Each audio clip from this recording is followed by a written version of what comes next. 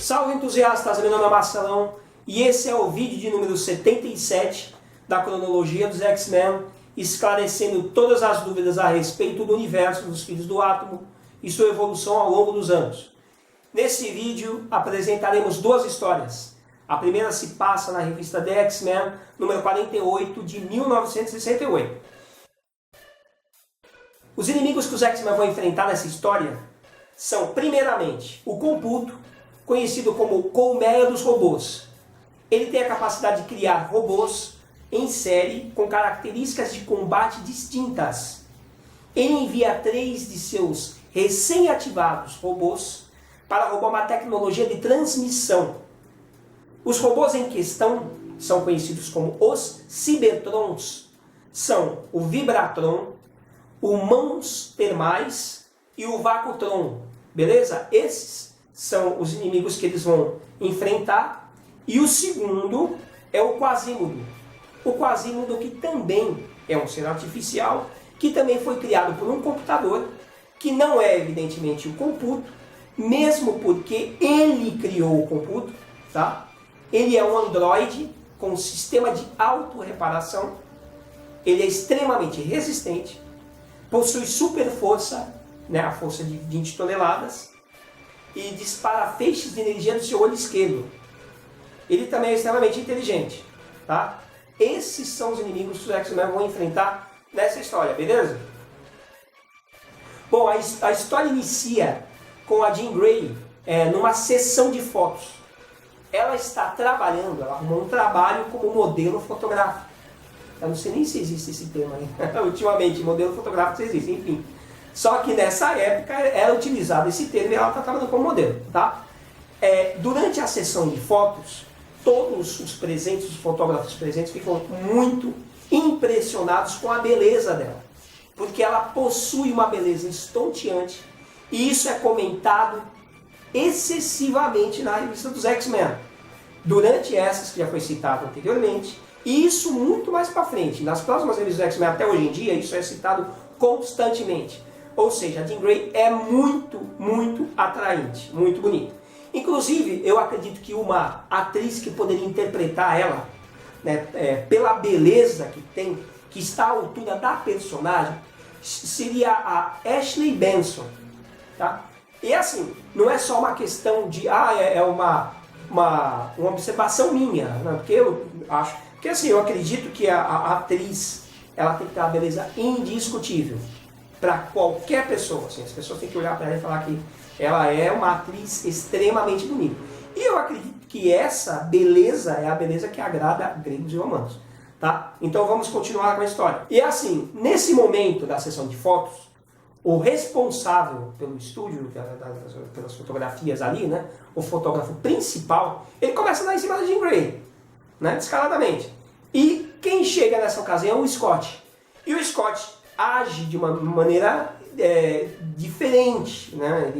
Ele se torna até agressivo por ver a namorada dele sendo cantada pelo cara, né? Ele se torna um cara agressivo.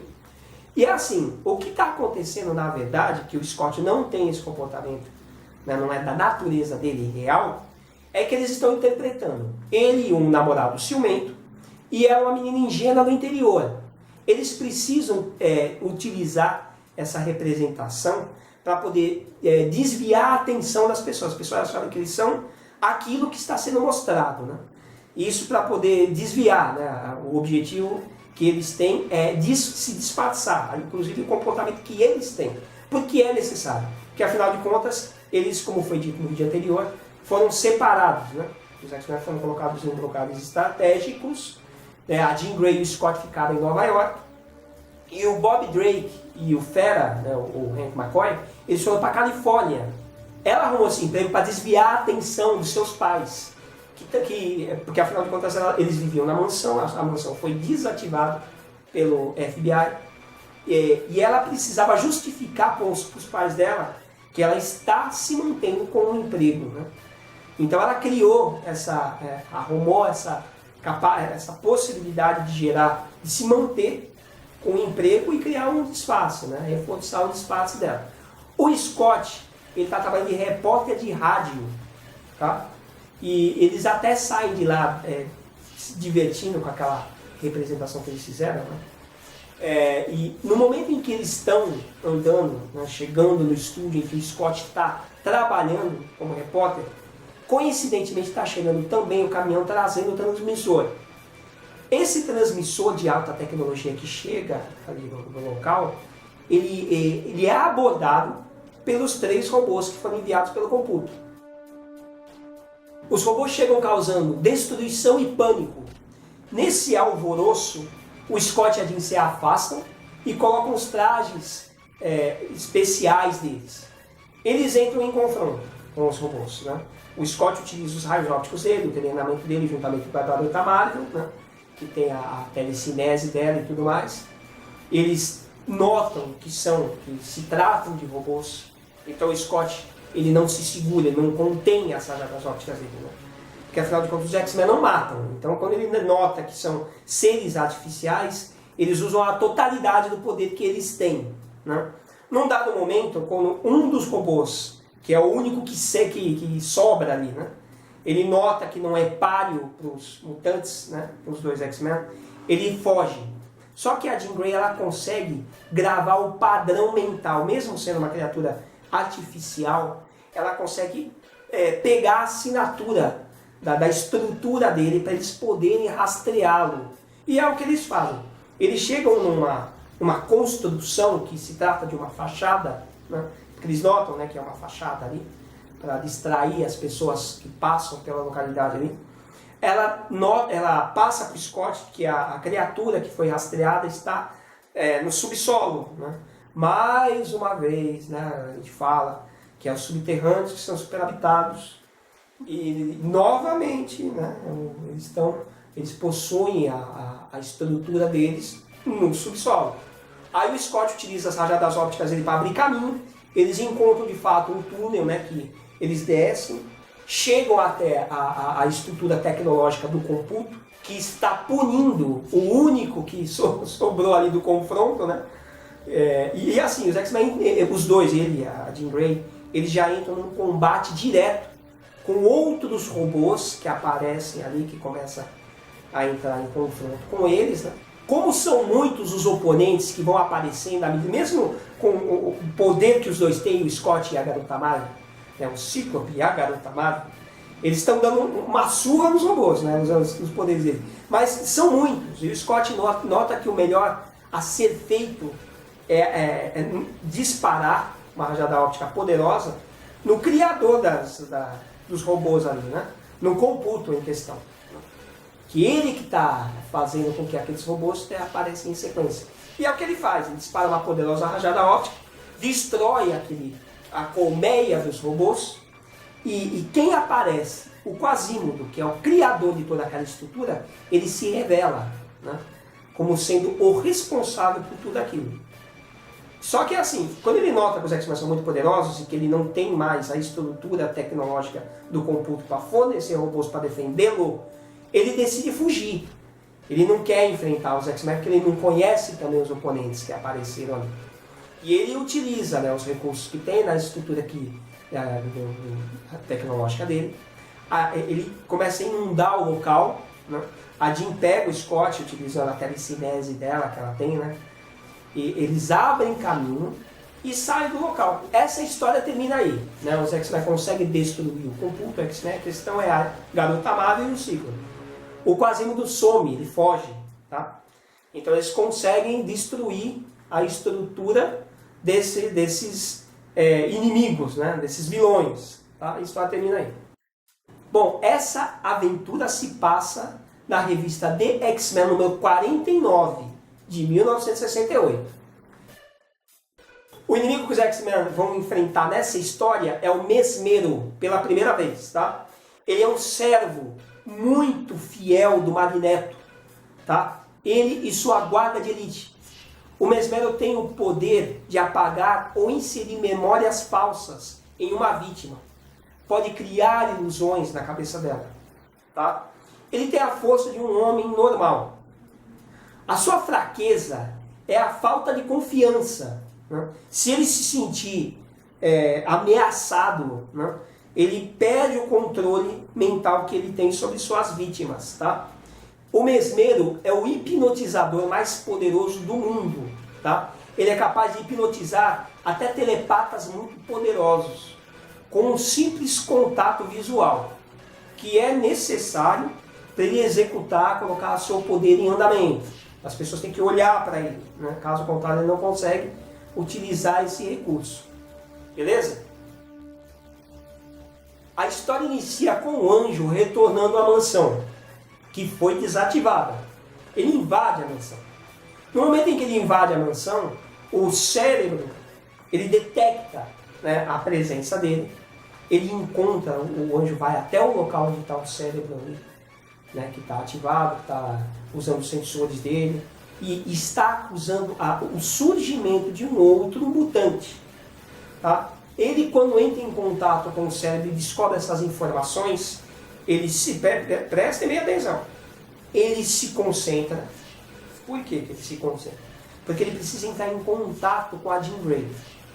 E é interessante falar para vocês que a Jean Grey, ela, como já foi dito em vídeos anteriores falando sobre o poder dos telepatas, eles conseguem encontrar um chamado mental a partir do momento que algumas pessoas próximas a eles se concentrem. É como criar um ponto de chamada na cabeça de um telepata. E é o que o anjo faz. Ele entra em concentração e é encontrado pela Jean Grey. Olha que interessante, pela primeira vez na história dos X-Men, que ele pede para ela, né?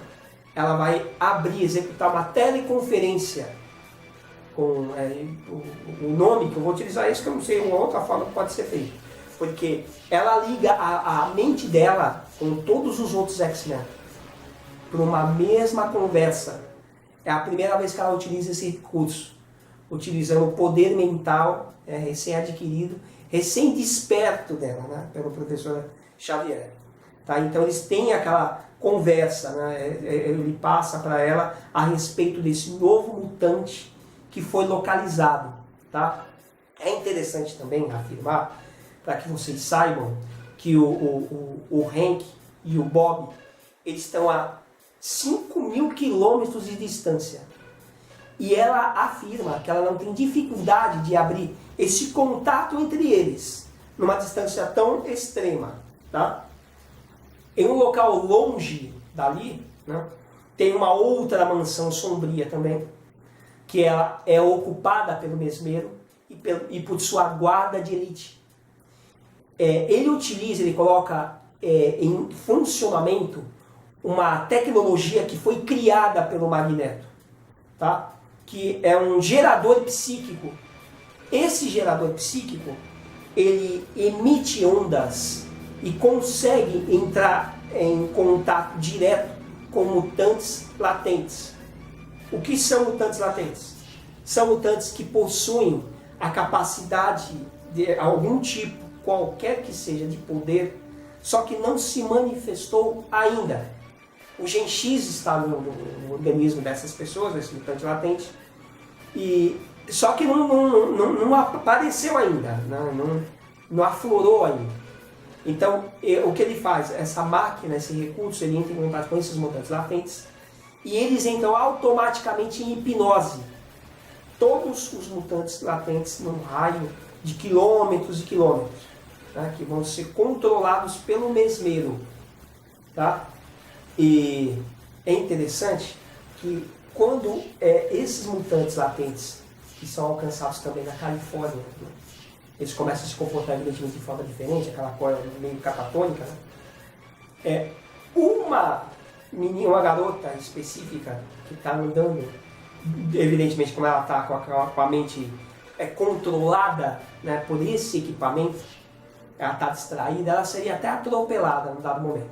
Se não fosse pela interferência do Homem de Gelo, do Bob Drake, né, que consegue utilizar o poder dele para impedir que a garota seja atropelada.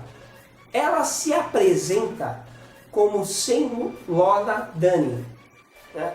Ela é uma moça bonita, né, de cabelos castanhos. Ela acorda do transe quando o Bob segura ela, né, no momento em que ocorre aquele quase acidente, e ela está desorientada, o Bob decide levar ela para o apartamento, olha que isso aqui sacana, levar para o apartamento que ele mora com o Hank. Né? Até que, quando ele chega com ela lá, que ela está desorientada e tudo mais, o Hank fala, então, você trouxe uma menina para cá, você tá maluco, mano? Mora nós dois aqui, você trouxe uma menina bonita, né? Safado. E assim, os X-Men estavam indo para lá, encontrar com eles, justamente porque foi localizado pelo cérebro esse novo mutante. O Hank, ele estava trabalhando num modelo portátil de rastreador de mutante. Um cérebro portátil. Tá? No momento em que os X-Men iriam, né, antes dos X-Men chegarem no apartamento dele. O Anjo, ele leva o Scott e a Jean Grey até o topo de um prédio onde existe uma aeronave tecnológica que é dos Vingadores, que foi emprestado para ele. Né? Ele pediu para os Vingadores uma forma de transporte, um veículo de transporte tecnológico, né? E os Vingadores emprestaram a navezinha para eles. E eles utilizam essa nave para ir até onde está o Bob e o Hank. Né? Aí quando eles chegam lá, o Bob está tomando o esporro do Hank, né? Eles localizam, né, a área onde está situado o mutante novo, desconhecido. Todos eles colocam o traje especial deles, né? E eles vão até o local. Ao chegarem ao local, que tem já vários da guarda de elite do mesmeiro armados, né? E eles já sabem que aqueles são bem intencionados, não são, porque eles estão usando um traje tecnológico, evidentemente, e armas. Né?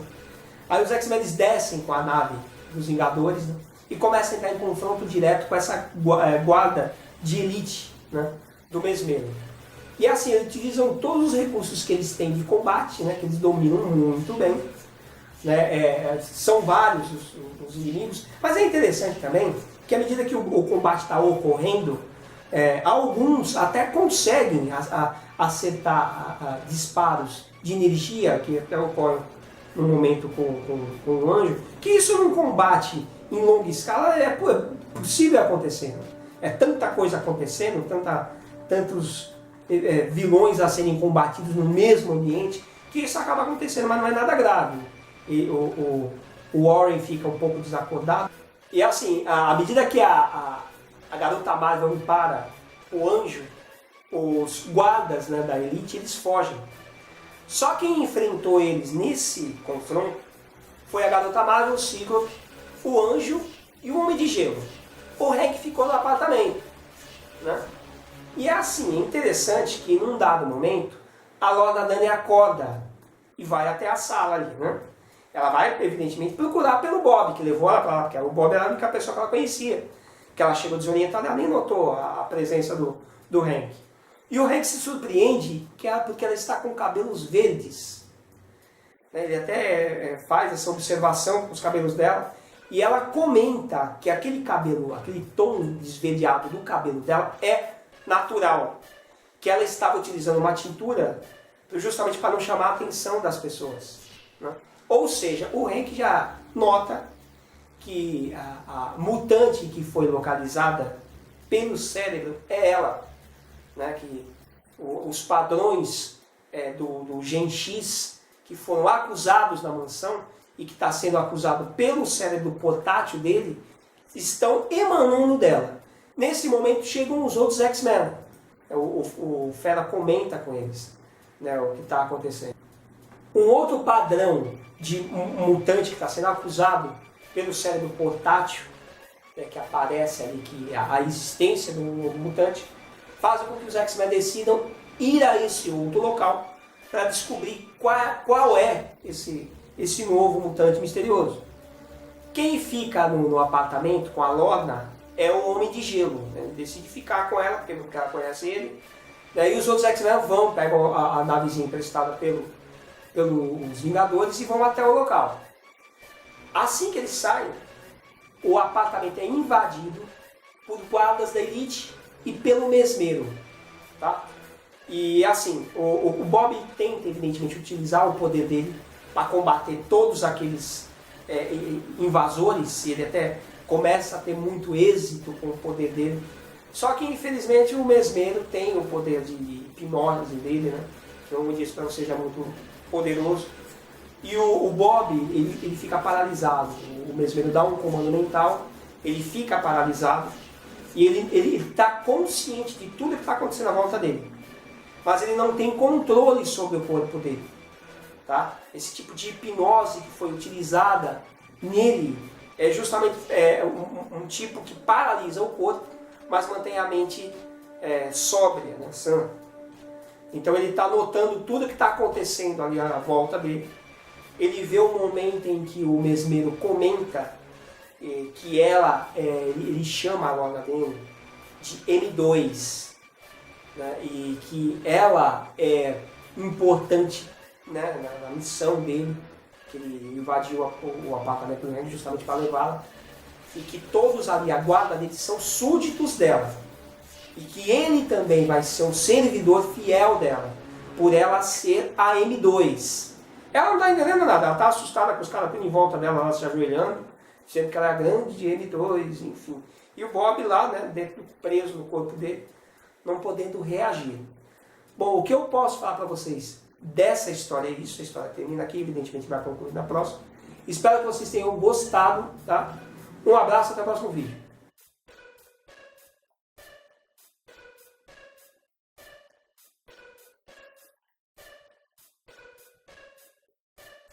Deixa eu parar um pouco aqui, isso aqui. Num dado momento, né, no meio do confronto, o Scott nota que o mais importante